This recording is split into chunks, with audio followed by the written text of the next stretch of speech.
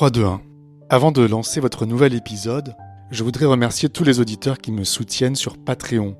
C'est notamment grâce à eux que je peux financer cette enquête indépendante, autoproduite à 100%. Bienvenue cette semaine à Agathe Quignard, Malika Doré et Abel, Caroline Rouault, Paul Gabriel, Anaïs Ascaride, Morel, Claire Vibechnek, Fabien Vieux et Elsa Briard. Un immense merci. Et maintenant, retournons à notre terrible affaire. Cerno, une anti-enquête, épisode 26. Je m'appelle René. Vous savez, je vais vous dire une chose, moi. Si je n'avais pas la foi, si je ne croyais pas en l'au-delà, eh bien, je n'hésiterais pas. Un gars qui me casse le monde, je lui enverrai une balle dans la tête. Jean-Thierry Mathurin. Thierry Paulin. Je fais un podcast. Ah, ok. Et toujours la même méthode. Je rentre chez les gens, je vais voir des gens dans la rue. Il était fragile, il était perdu. Depuis octobre 84, toutes les polices de Paris étaient à ses trousses. Madame Paul Victor est trouvée morte, la tête dans un sac en plastique sous un oreiller. Non. Je trouve que ça dérange. On a ce devoir de mémoire vis-à-vis des victimes qui sont si importantes. 3, 2, 1. Tout homme, à un moment donné, est capable de tuer.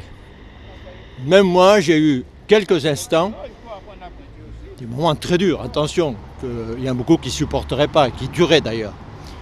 Mais j'ai eu le geste de prendre, j'ai dit, si le gars est là, et puis, en quelques secondes, j'ai tout jeté, j'ai dit, allez. Est-ce que vous n'avez pas conservé une colère par rapport aux assassins de votre père ? Pas du tout. Non. Pas du tout, parce que... Il vient pas de là cette envie de tuer ? Non, on ne peut pas avoir une haine contre ces gens-là parce qu'ils perdent la tête. Ils ne sont plus eux-mêmes. Ils ont perdu la tête. D'ailleurs, celui qui a fait ça avait perdu la tête. Vous savez qui c'est ? Ah oui, oui, ça. Il a été emprisonné ? Ah ben oui, c'est sûr. À vie. Et il est mort actuellement. Pourquoi il a été tué, votre père ? Je ne pourrais pas vous le dire. Ma pauvre mère ne disait absolument rien. Elle ne nous parlait pas. À l'époque, elle travaillait. Elle travaillait pour nous nourrir et nous élever. Donc on ne se parlait pas tellement. Mais je savais que c'était un saint homme. Il était agriculteur. Et donc, eh bien, je vous dirais que peut-être j'en ai un peu pris l'exemple. Car ici, vous voyez, si on demande quelqu'un, je m'appelle René. Ici, si vous demandez René, on connaît René ici. Eh bien, s'il faut un coup de main, René est toujours présent. Chercher une petite bouteille. Oui, allez, je te ramène. Non, moi ça va. Là, j'ai tout ce qu'il faut. Merci, l'arbitre. Quand ils seront, on sera 4, on commencera. Là, vous jouez à la pétanque avec vos amis ? Oui, j'attends mes 2-3 pour faire une petite triplette ou une doublette. Et puis voilà, on y va. Qui a tué Madame Paul Victor ? À 77 ans, la vieille dame n'avait aucun moyen de se défendre. Si je suis venu ici, c'est parce que je recherchais un endroit. Et je pense que c'était là où il y a cet immeuble-là. Vous avez connu ce qu'il y avait avant ou pas ? Oui, j'ai joué à la pétanque là, moi, dans ce terrain, quand il n'y avait pas le bâtiment. Il y avait une petite maison, non ? Ah non, moi j'ai connu un terrain vague. D'accord, parce qu'avant, je pense qu'il y avait une petite maison. Parce qu'il y a eu un meurtre qui a été commis ici, justement. Ah, ben ça, vous voyez, je sais. C'est une dame qui a été tuée, qui s'appelait Paul Victor. Ah non, Et elle a été tuée par Thierry Paulin. Vous vous souvenez de Thierry Paulin ? Ah, Thierry Paulin, oui, ça me dit quelque chose. Ah, et donc, ça se serait passé ici. Je pense que c'est ici. Donc, Paul Victor, vous n'avez pas connu. J'essaie de trouver des gens qui l'auraient connu pour me parler d'elle. Ah non, pas du tout. Là. Non. Et là, parmi vos amis, il n'y a personne. Oh, moins que... Monsieur Larbi. Bonjour, monsieur. Je vais vous poser, si vous connaissez un peu le quartier, peut-être y chercher. Oui, je connais, je me rappelle. Il y a la banque et puis il y a... Une petite maison ? Ah. Est-ce qu'il y avait une maison ? Il y avait des immeubles ici. Là, ils l'ont rasé. Tout. Ah, ils ont tout rasé. C'est refait à tout neuf, vous voyez bien. Est-ce que vous avez connu Paul Victor ? Non. Une dame qui a été tuée ici. Non. Non ? Je connais pas, Vous n'avez pas entendu parler du meurtre ? non. Bon, c'était là, mais ça a été détruit. Qui a tué Madame Paul Victor?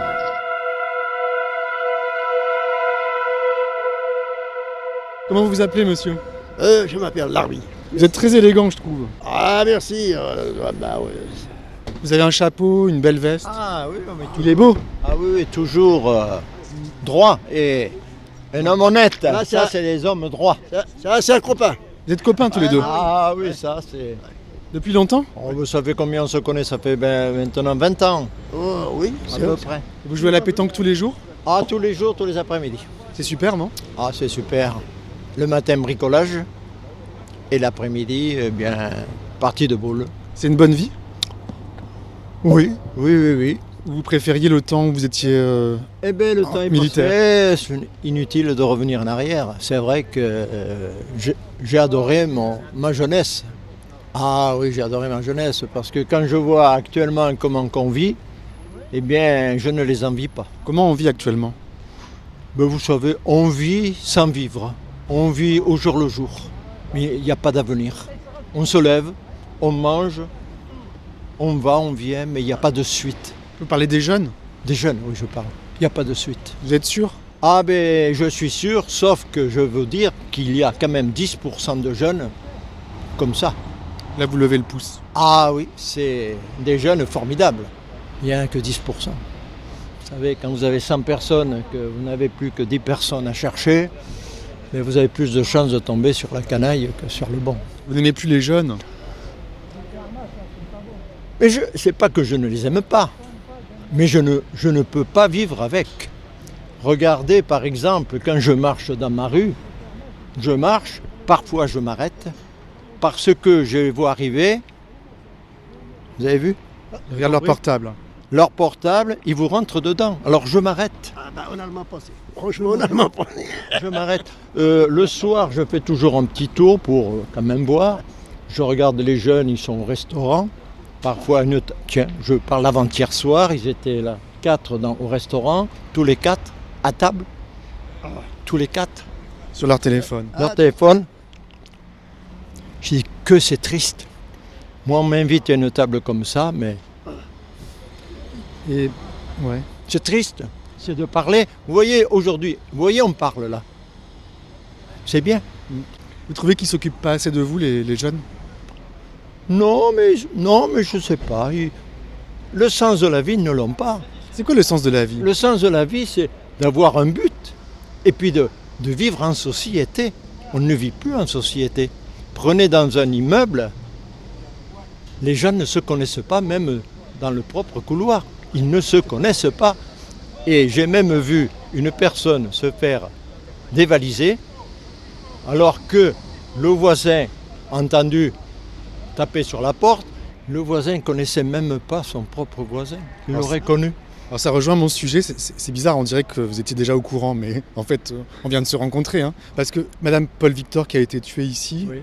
elle a été découverte par sa voisine. Une semaine après, peut-être. Ouais, c'est ça. Ben oui, C'était il y a 35 ans. 35 ans. Eh bien, mais c'était déjà le début, ça a commencé en 68, ce phénomène. Vous voyez, où les gens ont commencé à se disperser, ne plus se connaître, ne plus se côtoyer, ne plus se parler. Pourquoi en 68? Mais c'était le fameux 68, là. Mai 68? Mai 68, je vous parle. C'est le début, ça. Mais alors, plus ça va, plus ça... Mais quel rapport avec mai 68? Mais c'est le début de la décadence. C'est le début de la décadence.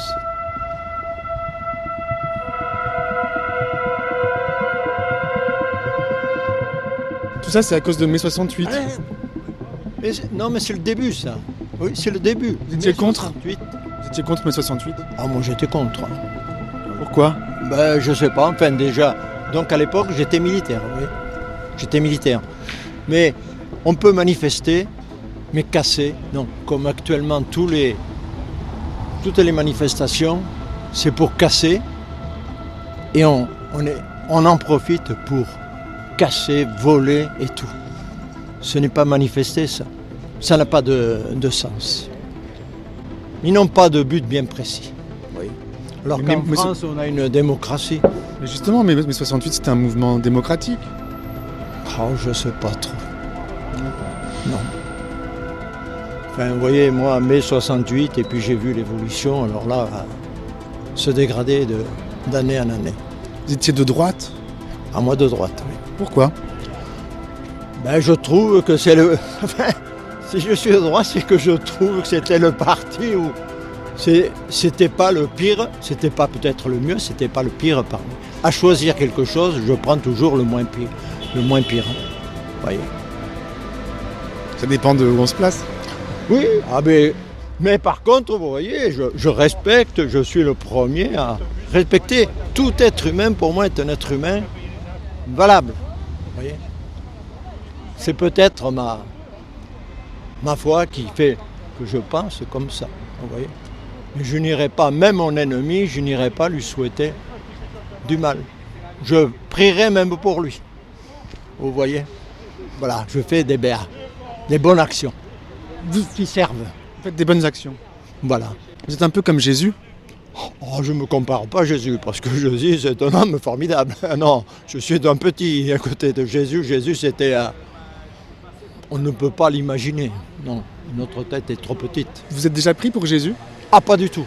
Ah non, je suis un petit, moi. Je suis un pas grand-chose. Vous voyez, je suis l'humble, moi. Je suis pas grand-chose. Je m'efface.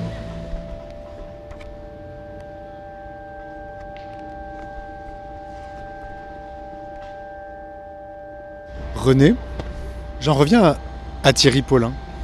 Oui. Qu'est-ce que vous en pensez?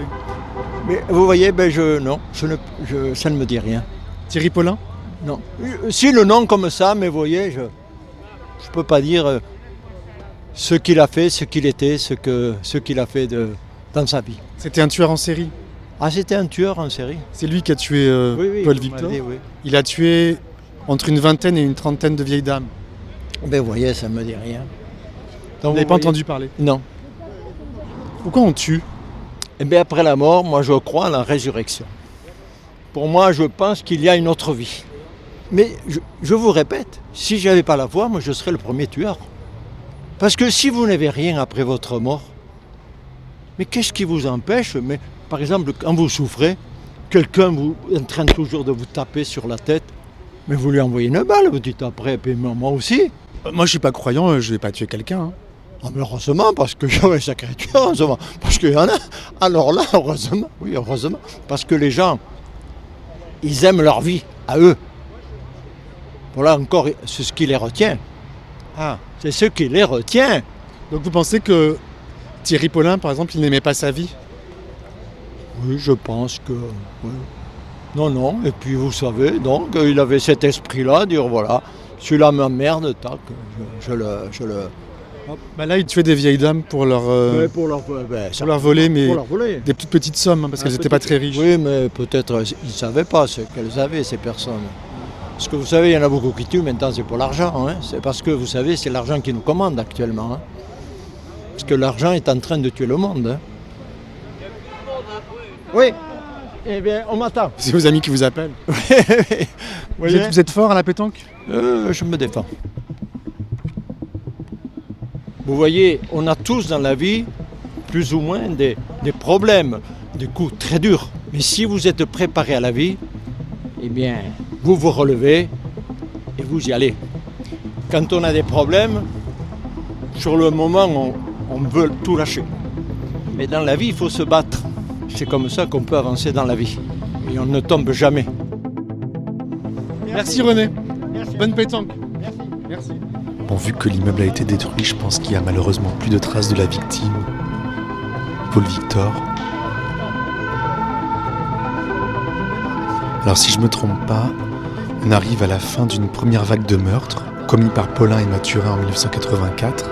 Et à partir de maintenant, Mathurin va quitter la scène et Thierry Paulin va continuer à tuer tout seul ou avec l'aide d'un troisième homme qu'on n'a jamais retrouvé. Je vais reprendre mon vélo et retourner chez Maître Arnold, l'avocate de Mathurin, pour qu'elle me raconte ce qu'il est devenu.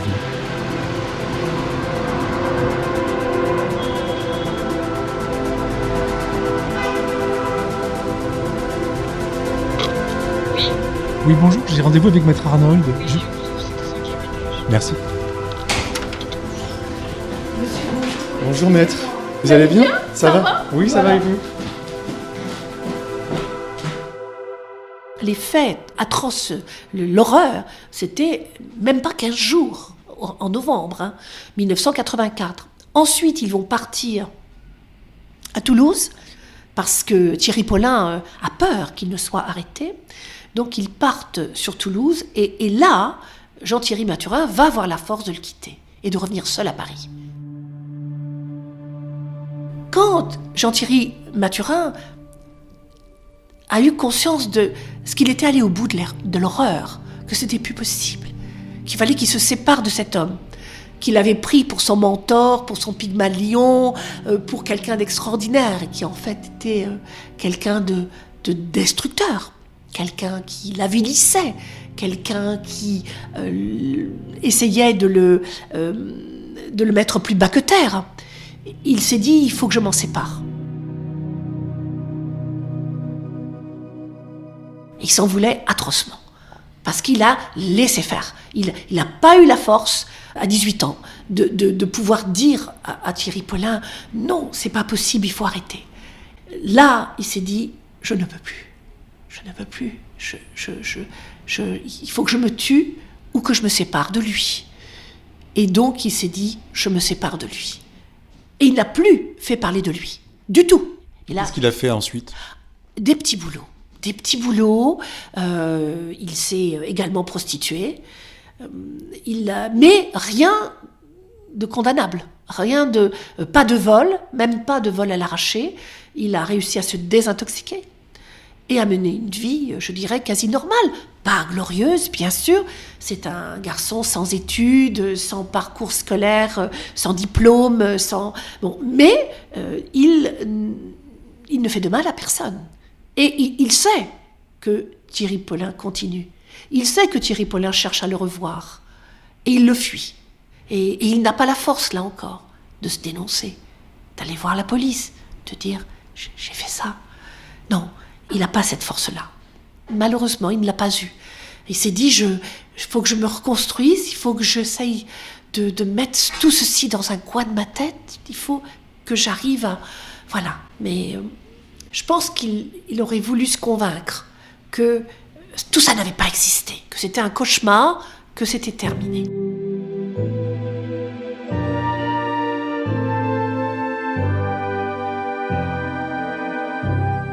Mais on sait que Thierry Paulin, lui, a continué, seul en 85, avec un autre homme qui n'a pas été arrêté postérieurement. On le sait. Donc il y a toujours un assassin qui est dans la nature. Oui. Mais malheureusement, celui-là, Thierry Paulin ne l'a pas dénoncé, et on ne sait pas. On ne sait pas.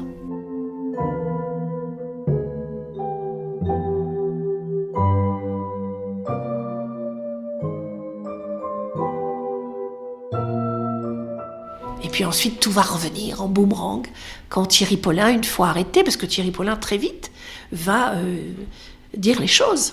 Très vite. Et s'il a été arrêté, c'est parce que Thierry Paulin l'a dénoncé. Parce qu'il n'y avait pas d'empreinte.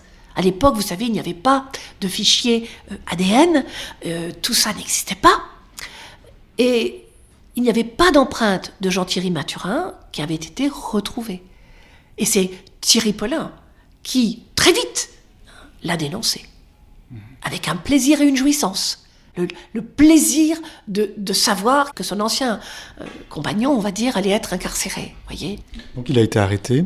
Oui. Il a été jugé pour 9 meurtres. Absolument, oui, tout à fait. Pas pour complicité de meurtre, pour meurtre. Oui, parce qu'en fait, c'était extrêmement difficile.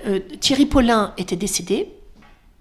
Donc, il y avait l'ombre de Thierry Paulin qui planait au-dessus de nous, si je puis dire, au-dessus de la cour d'assises, parce qu'on a énormément évoqué Thierry Paulin. C'était Thierry Paulin le cerveau, c'était Thierry Paulin le moteur, c'était lui qui décidait, c'était lui qui suivait, c'était les vieilles dames, c'était lui qui était le premier à rentrer dans leur appartement, c'était lui qui les torturait, c'était lui qui avait toutes ces idées démoniaques pour les faire souffrir de 1001 manières.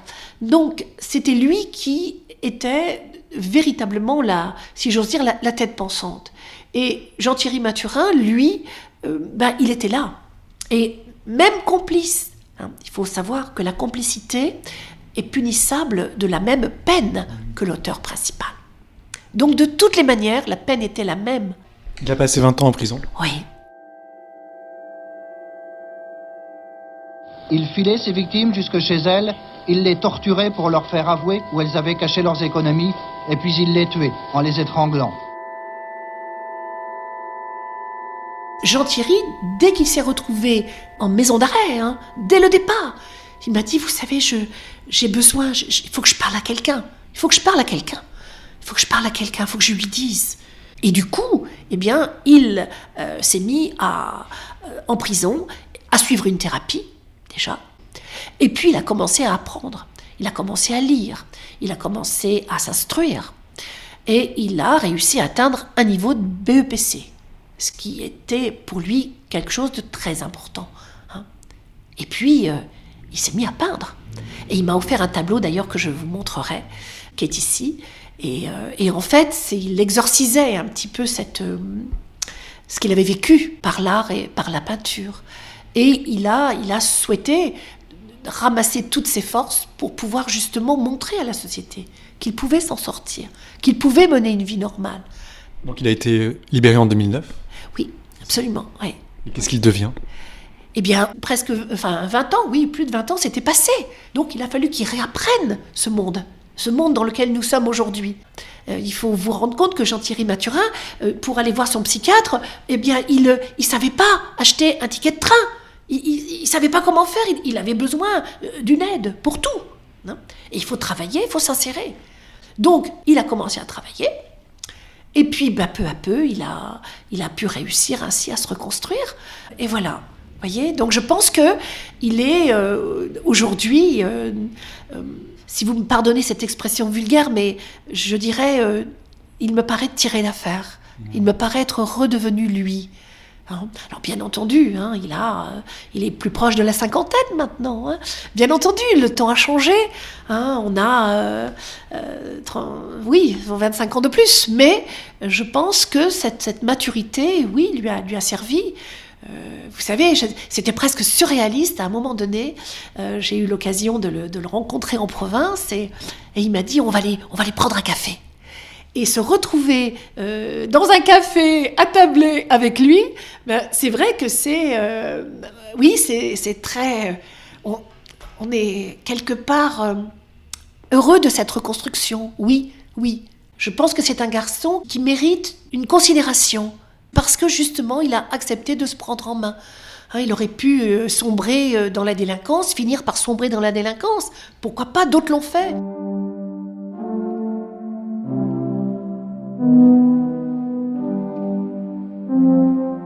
Il était extrêmement jeune, sans repère, et il est tombé sur un des individus les pires que l'on puisse rencontrer dans une vie. Donc c'est vrai que ça a été un drame atroce pour ces malheureuses vieilles dames et pour sa vie aussi à lui. Mais c'est vrai que je pense que c'est une vie, une jeunesse totalement brisée et que bien maintenant, il faut qu'il essaye de se construire. Lui, maintenant, une vieillesse.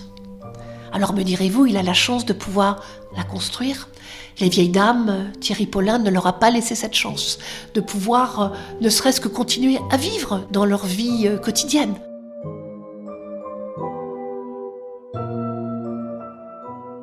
Je ne l'ai jamais jugé.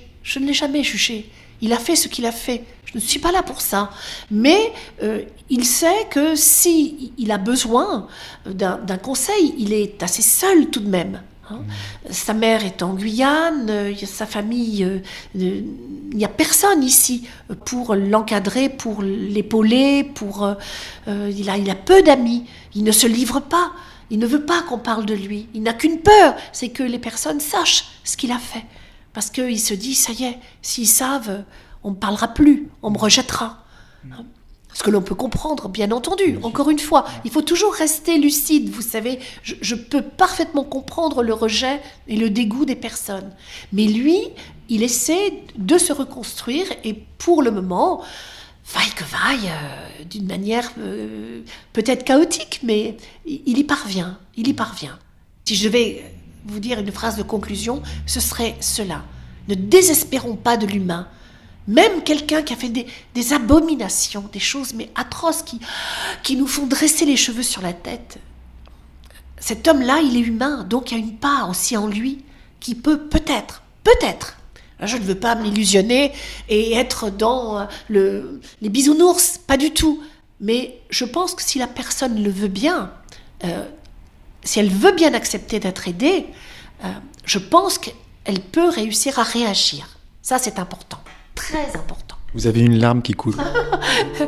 Je suis très enrhumée. Ou ému ? Oui, un petit peu, parce que c'est vrai que c'est tout un parcours de vie professionnelle. Quand je l'ai rencontré, j'avais moins de 35 ans, vous voyez, et c'est vrai que maintenant je suis plus proche si j'ose dire, de l'âge de la retraite. Vous voyez, c'est très curieux la vie, et c'était imprévisible, mais c'est vraiment, oui, je pense, le dossier d'une vie. Et vous vouliez montrer un tableau ? Ah oui, venez.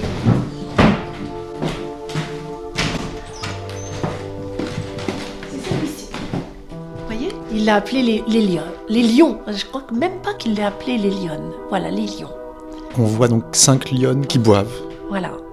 Avec un paysage de nuit. Et on voit leur reflet, leur pâle reflet dans l'eau. Qu'est-ce que ça veut dire pour vous ?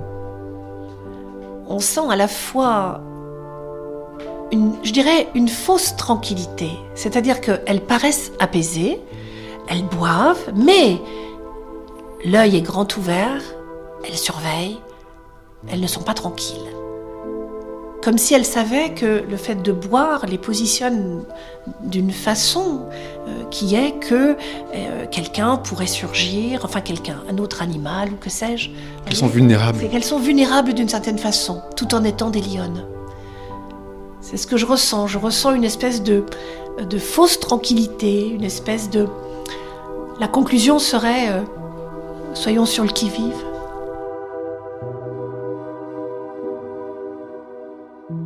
3, 2, 1.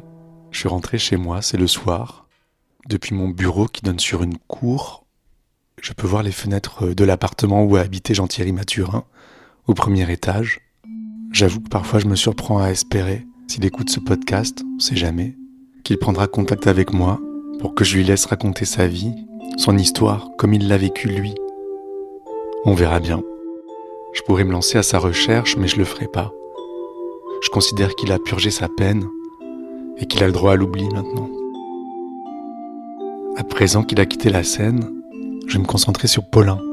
J'avoue que j'ai recherché longtemps des gens qui l'auraient connu à l'époque, mais sans succès.